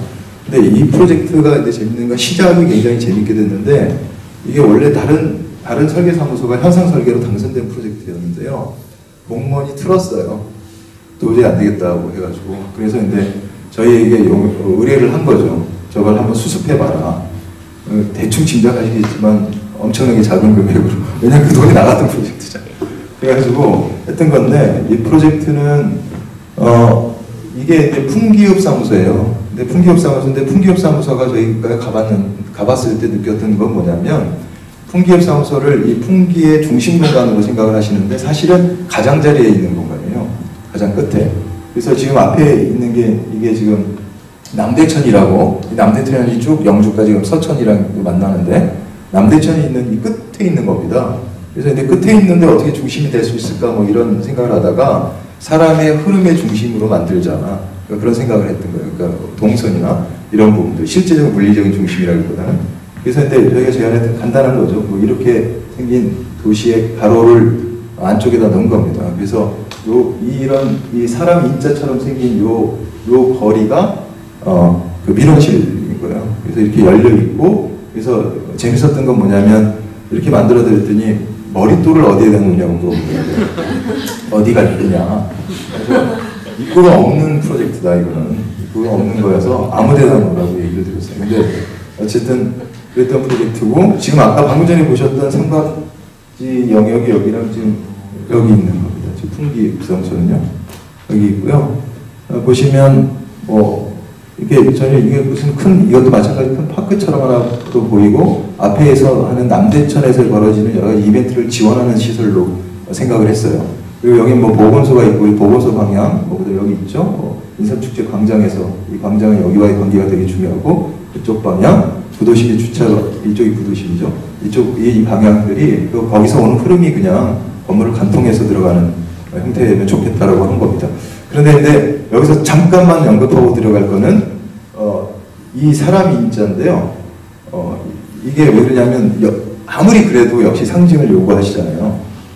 네, 상징을 요구했던 프로젝트예요. 그래서 사람 인자처럼 생겼다고 했더니 너무 좋아하시는 거예요. 근데 저희는 너무 좋았죠. 사람 인자 보이지도 않는데. 그렇잖아요. 사람 인자 세워갖고 놓는 것도 아니고. 근데 사람 인자 때문에 아무런 컴플레인이 없었던 아주 해피하게 끝났던 그런 프로젝트입니다. 풍기는 역시 사람이지. 인상의 대결입니다. 그래서 계속 사람이냐. 안쪽에 있는 1층과 위에 거고, 특히 근데 여기는 외부의 데크로 올라가는 별도의 계단을 뒀던 건 뭐냐면, 아까도 말씀드렸지만 이 광장이 24시간 열려있기를 매우 바랬거든요. 그래서 이 관공서가 문을 닫더라도 위의 공간들을 계속 쓸 수 있는 별도의 출입구를 만든 겁니다. 뭐 이렇게 생겼고요. 뭐 각각의 방향에서 보는 거는 그냥 아까 그 외부 계단 쪽이고요. 네, 바깥에서 보는 뷰입니다. 이거는 근데 청라국제도시 제1공공도서관인데, 이건 뭐 지금 현상 설계를 해서 저희가 당선돼서 지금 진행 중인 프로젝트고요. 그냥 간단하게 말씀드리면 이것도 마찬가지로 도시와의 연계, 이런 게 굉장히 중요했던 프로젝트이고요. 외관은 책 읽는 행위들이 바깥에 이렇게 읽혀지는, 만나서 얘기하는 테이블이라든가 이런 것들인데 밖에서 읽혀지는 형태고, 그 다음에 뭐 이쪽 부분은 근데 여기에 공원 쪽이고 이쪽은 단독주택 쪽이거든요. 그래서 단독주택으로서도 이런 높이가 조금 이 부담을 좀 낮춰갖고 쉽게 좀 스케일감을 좀 피하고, 공원이 안쪽으로 들어와서 위까지 다 이렇게 열려있는 형태고, 1층에서는 다 비어져 있는 형태고, 그 다음에 1층에 이렇게 들어오시면 어린이 도서관을 이렇게 마치 이렇게 애들이 노는 걸 위해서 이렇게 풀장처럼 풀에서 관찰하듯이 밑에서 넣어서 만들어 지하에 배치시킨 그런 형태입니다. 근데 여기서도 말씀드릴 건 뭐냐면요. 아마 이게 유럽에서 현상이 나왔으면 이게 이쯤 있을 거예요. 근데 우리는 항상 도서관이라는 건 산을 보고 있고 뭐 항상 가장자리에 놓다 보니까, 도서관은 진짜 도시재생에 굉장히 핵심적인 시설이거든요. 근데 이런 것들을 좀 뭔가 이렇게 좀 잘못 생각하고 계시는 게 아닌가 그런 생각이 좀 들고 있습니다. 그래서 마찬가지로 끝에 있고요. 앞에 공원이 있고, 이쪽 뒤쪽에 여기 고층이고, 이쪽 부분에 단독주택 밀집해 있는 땅이고요. 그래서 처음에 그 현상 때 보여드렸던 거고, 위에서는 도시의 그린 카페처럼 보이고, 도시의 어떤 카페처럼 보였으면 좋겠고, 단독주택에서는 그 연결되고 좀 스케일을 다운시켰으면 좋겠고, 이쪽에서부터는 안에서 연결돼서 위에까지 전체로 다 덮어가는 형태가 됐으면 좋겠다는 게 이렇게 지금 되어 있습니다. 들어오시면 밑에 지하에 어린이 도서관이 있고, 위로 올라가면 데크까지 연결되는 그런 구조다. 어린이 도서관 쪽에 이고요. 쭉쭉 넘기겠습니다. 이것도 간단하게 말씀드릴게요. 이건 지금 지어지고 있는 프로젝트고요. 이거는 건축주의 집주택과 근생이 같이 있는 건데, 여기서 그냥 핵심은요. 이게 국도변 건축입니다.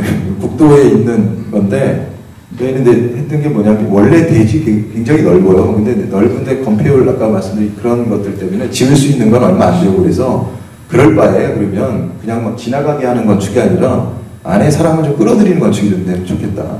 그러니까 외부를 아예 퍼블릭에 내줘라. 그래서 외부에 퍼블릭 갤러리 같은 걸 만든 거예요. 그래서 벽을 보통 이렇게 담이 이렇게 끝에 있는 게 아니라 담을 안쪽에다 밀어가지고 있는 거죠. 그러면 건물은 두 동인데 하나는 그 레스토랑으로 쓰이고 하나는 그 주택인데요. 아마 이거 펜션으로 이상하게 쓰시겠죠. 근데 주택일 텐데 이게 앞에 있는 그 북한강의 요 레벨에서는 안 보여요. 그래서 건물을 10m 위에 들어 올린 겁니다. 그래서 밑에를 전부 다 토목으로 처리해가지고 안쪽에 사람을 끌어들이는 형태로 하고 건물 위에 다 이렇게 둥둥 떠 있는 형태로 만들 거예요.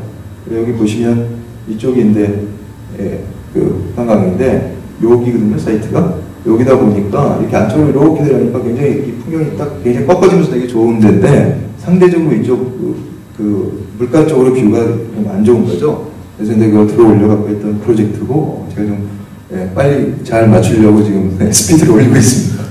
그래서 지금 지어지고 있는 중이고 이게 이제 주택 부분입니다.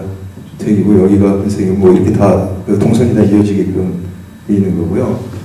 외부의 스테이지를 다 만드는 거예요. 바깥에 이쪽도 전부 다 자기 땅인데 공공에 내주는 거고 안쪽에 있는 스테이지에서 공연 같은 거를 할 생각이 하나를 끌어들이기 위해서 이렇게 생겼습니다. 그다음 뭐 풀도 있어요. 풀도 있는데 지금 보시는 것처럼 이 대지 경계가 초록색으로 되어 있는 거고요. 안쪽에 하고 있고 내부의 공간들 역시 이게 굉장히 면적의 한계가 있기 때문에 이게 거실부예요. 거실 위에 그 방들은 전부 다 매달아뒀습니다. 지금 매달아뒀던 게 방들이 이렇게 여기에 다 보이는 거죠. 근데 그래야지 면적이 안 잡히잖아요.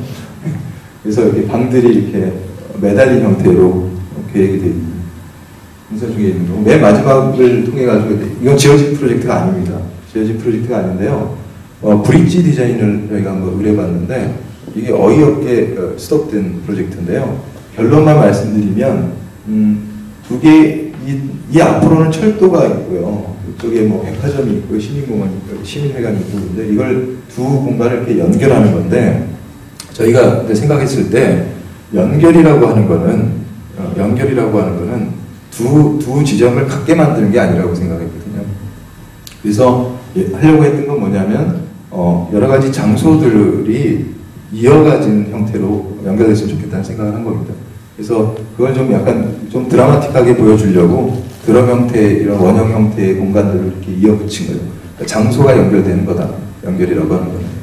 그렇게 만들고 했던 거고, 사실 이게 지어졌으면 좀 좋았을 것 같아요. 좀 재개할 좀 이슈가 있었거든요. 뭐냐면 철도 같은 경우에는 철도청이 관리를 하다 보니까 지자체랑 이런 부분에서 항상 같이 통합된 계획이 안 돼요. 근데 여기도 사실 저희가 철도 쪽 플랫폼 쪽이랑도 연결하려고 했는데 뭐 그런 것들이 좀 시도는 했으나 되지는 않았던, 실현이 안 됐던 프로젝트입니다. 지금 보신 것처럼 뭐 각각의 이 장소, 저희는 장소라고 했고 뭐 드럼이라고 했는데 그런 것들이 징검다리처럼 연결되고 각각의 공간에 다른 형태의 퀄러티를 갖고 있는 공간이 연결됐으면 좋겠다. 그런 얘기였고요. 그 다음에 뭐 재료나 이런 것들이 다른 그 거에서 좀 공간학적인 장소가 됐으면 좋겠다. 예를 들면 뭐 여기 걸을 땐 뭐 팅팅 툭툭 뭐 탁탁 이런 다른 소리가 나서 자기가 밟는다는 행위로 어떤 공간에 어떤 뭐 사운드를 만들어내기도 하고 그런 공간이었으면 좋겠다는 생각이 들어갔던 프로젝트입니다. 네, 맨 마지막에 슬라이드인데요. 지금 뭐 말씀드렸던 게 그런 것 같아요. 어떻게 그 같이 함께 공존하는 거, 그래서 다양성을 가지면서도 공존하는 것들, 그리고 공존하는 게 그냥 등지고 있는 게 아니라 그 안에서 공유할 수 있는 것들을 만들어내는 거, 그리고 그래서 아까 공감각적인 걸 끝났던 게 뭔가 공감할 수 있는 공간이 됐으면 좋겠다는 생각을 합니다. 이상입니다. 긴 시간 동안 감사합니다. 질문 받겠습니다. 네. 세 분에게만 기회가 있는 건 잘 아시죠? 네.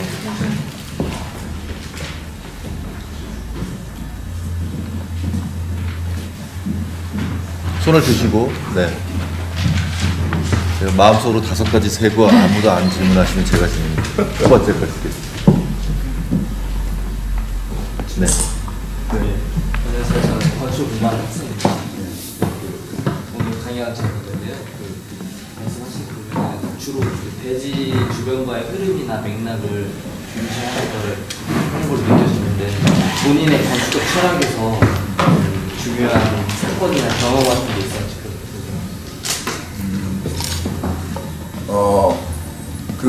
뭐 여러 가지 경험이 있었을 것 같은데 그냥 최근에 경험을 좀 말씀드리면 웨스트에잇이라는 건축가가 있어요. 웨스트에잇이라는 건축가가 있는데 그 사람이 쇼브르그 그 광장을 계획을 했거든요. 그러니까 로테르담에 있습니다. 근데 그 광장이 어떻게 계획이 되어 있냐면 이렇게 한 단이 이렇게 올라가 있어요. 광장이. 근데 이게 상식적인 게 아니거든요. 모행 같은 레벨에서 올라가 있다는 거는 이게 되게 쉽지 않잖아요. 올라가야 되니까. 장애인들이 가기도 어렵고. 근데 그렇게 계획을 해서 굉장한 논쟁이 있었거든요.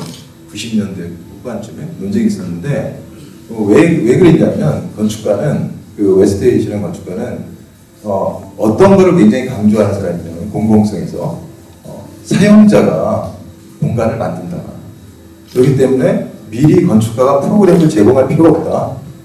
그래서 그냥 비워두거나 이렇게 하는 식으로 해요. 네.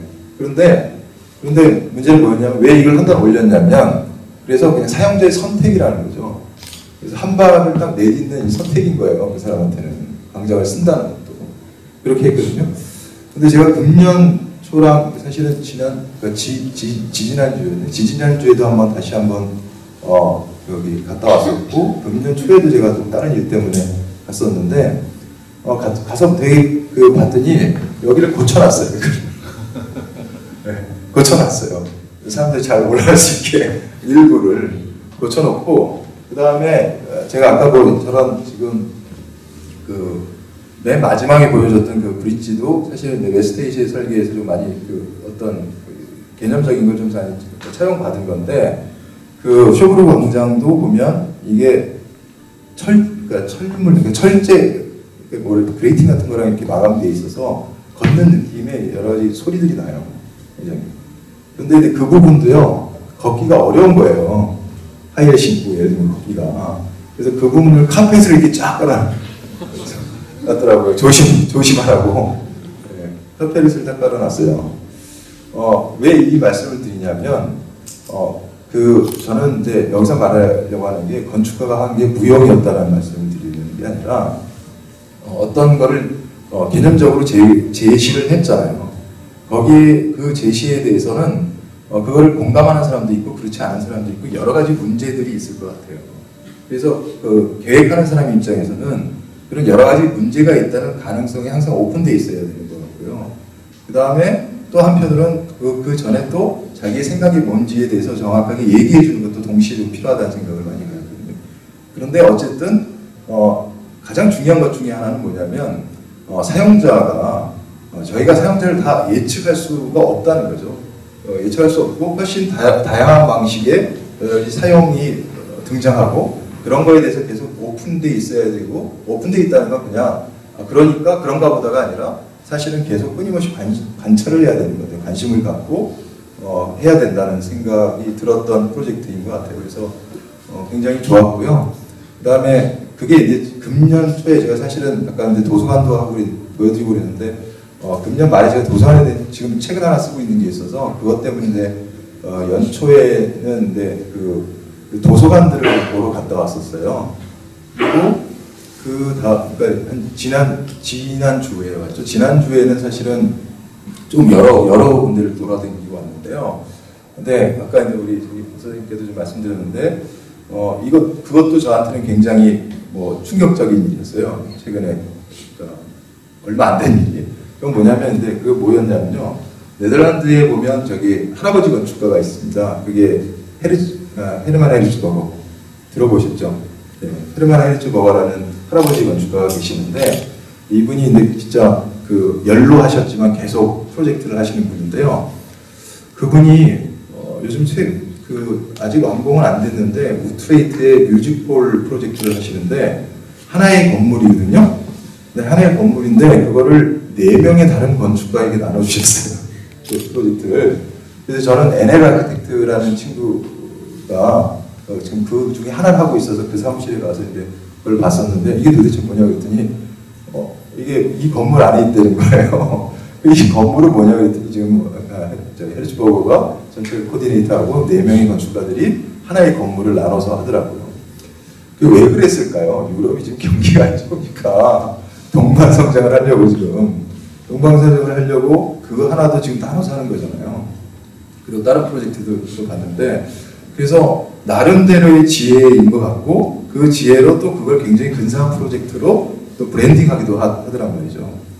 그래서 제가 말씀드리려고 하는 거는 크게 보면 아까 뭐 여러 가지 스케일의 건물도 있고 그런데 어느 하나만 가야 되는 건 아니고 작은 거에서부터 큰 것까지가 이게 다 공존할 수 있고 진짜 동반성장할 수 있는 그런 것들이 돼야 되겠다는 생각도 많이 들었고 이런 위기에서 또 다른 어떤 방식으로 이걸 모색해 나가고 있구나 이런 생각이 들었고요. 스페인에 갔더니 스페인에서 전부 다 남미랑 중국 프로젝트를 하더라고요.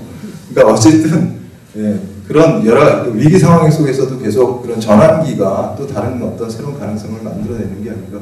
그래서 저도 뭐 충격 먹고 왔었던 그랬던 시간이었던 것 같습니다. 네, 또 질문.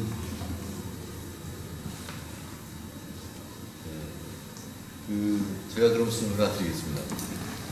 그 첫 번째 말씀해 주셨던 공동주택, 우리가 보면 이제 뭐라 그러죠? 이렇게 단독주택, 다세대, 다가구, 아파트 이렇게 있잖아요. 근데 그 유형이 그렇게 다양하지 않은 것 같습니다. 근데 소장님 하신 걸 보니까 이제 유형이 다양해지는 가능성들을 좀 놓고 있는데 프로젝트를 하시면서 어떤가요? 그게 이제 그런 유형을 제시했더니 거기 있는 사용자들은 어떻게 그걸 받아들이고 있는지.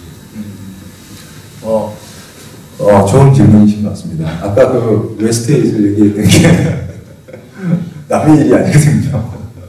남의 일이 아닌 게 지금 아마 문정동에 가보시면요, 그 크게 보이드로 열어놓은 공간 있잖아요. 그거 막혀 있어요.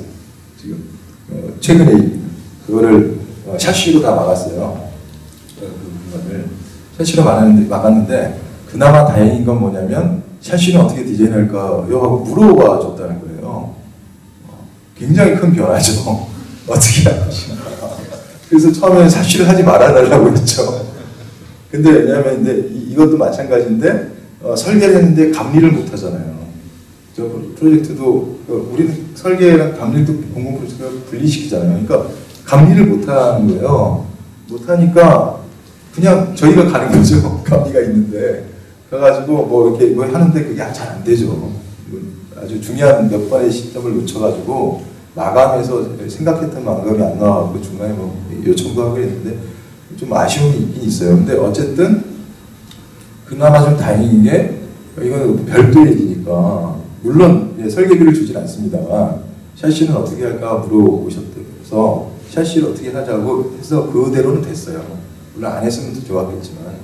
그리고 사실은 근데 이게 그 설계를 하시는데 거기 왜 그러니까 추웠던 거예요 거기가. 근데 대부분이 이제 복도 다 막으시잖아요. 근데 더 근본적인 질문은 사실은 보니까 현관문 자체가 기밀성이 좀 떨어지더라고요. 그러니까 사실 이제 그런 부분인데 현관문을 교체해달라고 그랬잖아요. 근데 뭐 어쨌든 그거보다 더 쉬운 방법이지 않습니까? 붙이는 게. 그래서 하여튼 그렇게 돼 있었어요. 근데 그런 뭐 다 예측은 했으나 그렇게까지 될 거라고 생각했지 못했던 문제들도 벌어지고, 그다음 또 하나는 이제 컴플레인이 있으세요. 저 공간에 대해서 크게 두 가지인데, 하나는 조형적으로 낯설다는 얘기가 있으시고, 그다음 또 하나는 왜 이 공간을 아까 복도에 창고 같은 거 있잖아요. 그걸 왜 나한테 주지? 내 그 실내 공간으로 만들지 왜 그걸 외부 공간으로 만들었냐, 이런 얘기의 컴플레인이 있으세요. 근데 두 번째 것에 대해서는 사실은 이게 참 복잡하죠, 얘기하기가. 왜냐하면 이게 전용 면적이라는 게 있고 공유 면적이라는 게 있는데, 공유 면적에 있는 그 창고를 자기 걸로 하는 순간 임대료가 올라가죠, 사실은. 근데 그렇게 생각하시지 않는 거죠. 내 공간인데 이거 내가 지금 공용부에서 이렇게 쓰도록 해드린 거지만 이 부분을 참 이게 어려운 거예요. 그 공용부를 조금씩이라도 하여튼 공간을 만들어서 창고를 만들어 드린 게 오히려 그분들에게는 기분 나쁜 일일 수도 있는 거죠. 이게 내 공간이면 좋을 텐데 뭐 이런 거에서 벌어지는 문제, 경계들에서 벌어지는 그런 여러 가지 문제들이 있는 것 같아요. 그러니까 그래서 그런 뭐 피드백이 좀 있었고 그런 설명을 드렸는데 뭐 어떤 분은 뭐 납득하시는 분도 있고 그렇지 못하는 분들도 있었고요.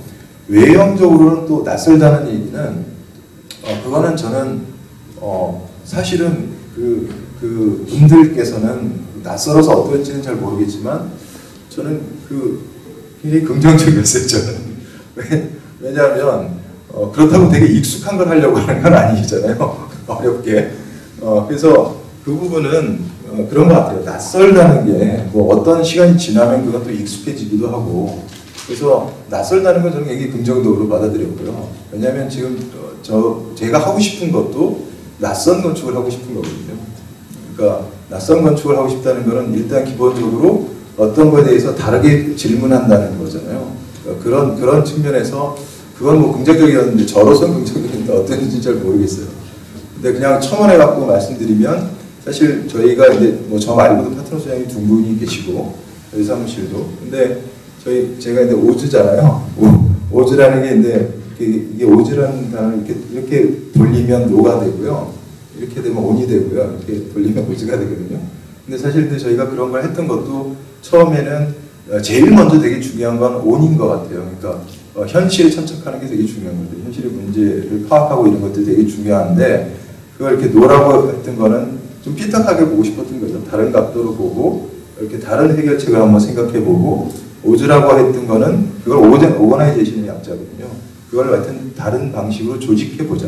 그러니까 그걸 어떤 구현해보고 뭐 이렇게 하려고 했던 거로 해서 사실은 문정군 같은 경우에는 정말 애환이 되게 많았고요. 끝날 때까지 굉장히 여러 가지 문제가 많이 있었어요. 예를 들면 아주 비근한 예로는 현황 측량을 해야 되는데 현황 측량을 안 시켜주는 거예요.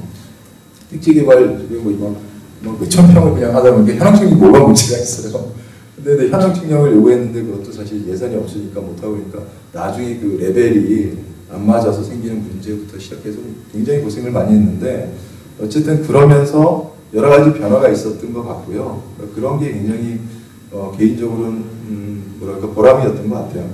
문정동만 보면 그리고 그런 피드백도 뭐 아까 말씀드린 여러 가지 뭐 컴플레인도 있게 마련인 거고 근데 그러면서 저희도 성장해 가는 거라는 생각이 좀 들고요.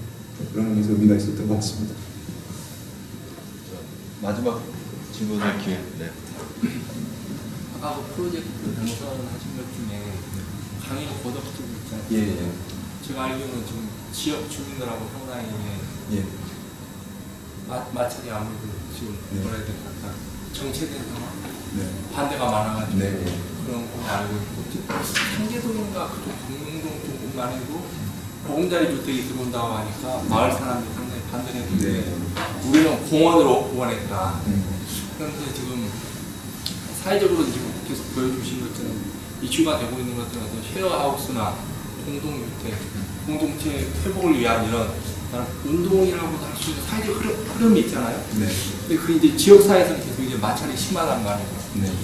그에 대한 좀 웅문일 수도 있습니다만 아무래도 어떤 재산 가치로 생각하는 사람과 아닌 사람과 이런 것도 있을 거고 그런 경우에 이제 향후 어떤 방식으로 그런 것도 해결하면 좋을지 그런 것에 대해서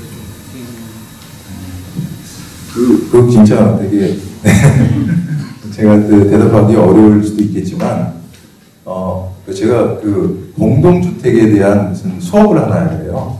수업을 하는데 그 수업에 오신 분들 보는데 구성이 되게 재밌습니다. 뭐 패션 하시는 분들도 계시고 뭐 이렇게 여러 방면의 분들이 계시는데 어떤 분은 공유주택을요 있는 애들이 장난 아니에요. 뭐 이렇게 얘기를 하시더라고요.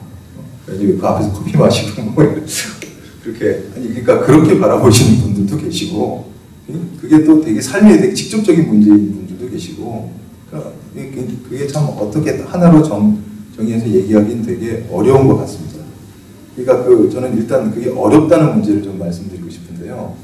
관련해서 예전에 무슨 뭐 서울시였나요? 서울시였던 것 같은데 하여튼 뭐 그 학교 앞에 있는 학교 앞에 운동장을 그 숲을 조성하고 뭐 예를 들면 그린 사업 같은 거 했는데 그게 반대에 겹쳐서 반대했거든요.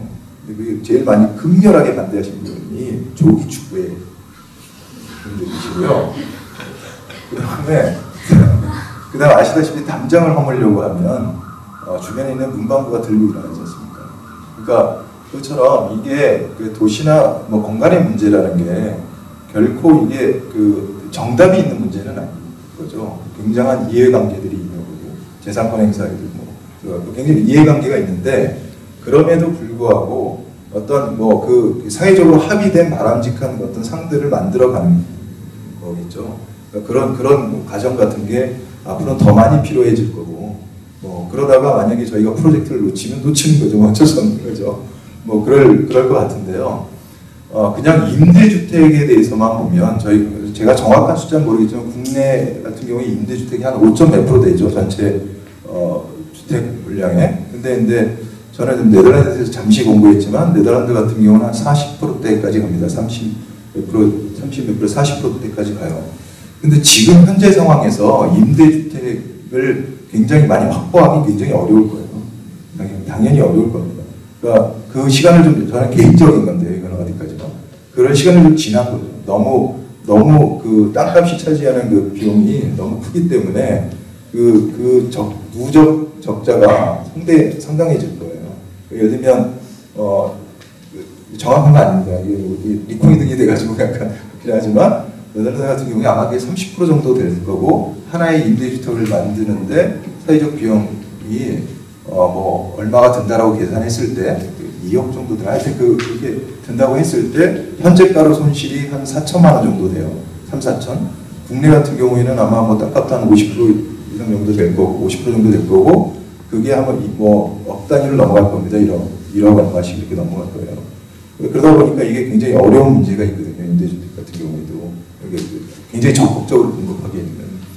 그래서 그때 아마 오늘 이번에 건축신문에도 보면 아마 그 건축신문 다 거기에도 보면 뭐 다른 다양한 방식의 어떤 방식들이 있겠죠. 그 중에 이제 뭐 텍스 크레딧 같은 거 아마 거기 쓰여 있으실 거예요. 뭐 예를 들면 뭐 부가세세 면제하는 걸 텍스를 크레딧 가지고 거래를 해가지고 뭐 활성화시킨다든가 여러 가지 뭐 그런 방식들도 있을 거고 그런 걸 모색해 나가는 중일 거라고 생각하고요. 그런 어떤 모색 중에 아마 문정동 같은 경우에도 유휴지가 상대적으로 싸니까 그런 걸 어떻게든 그걸 개발해보고 하려고 했던 시도 자체는 저는 의미 있는 시도라는 생각은 들어요. 근데 이제 아까 말씀드린 것처럼 그럼에도 불구하고 조금 그게 거주 환경이나 이런 것들 좀 더 그런 거에 기획 같은 게 있으면 좋겠다는 거지 그 시도 자체가 뭐 의미 없다는 말씀드리는 건 아니고요. 적절한 대답이 되는지는 모르겠습니다. 네, 수고해주신 우리 신소장님께 박수 한번 부탁드립니다. 감사합니다.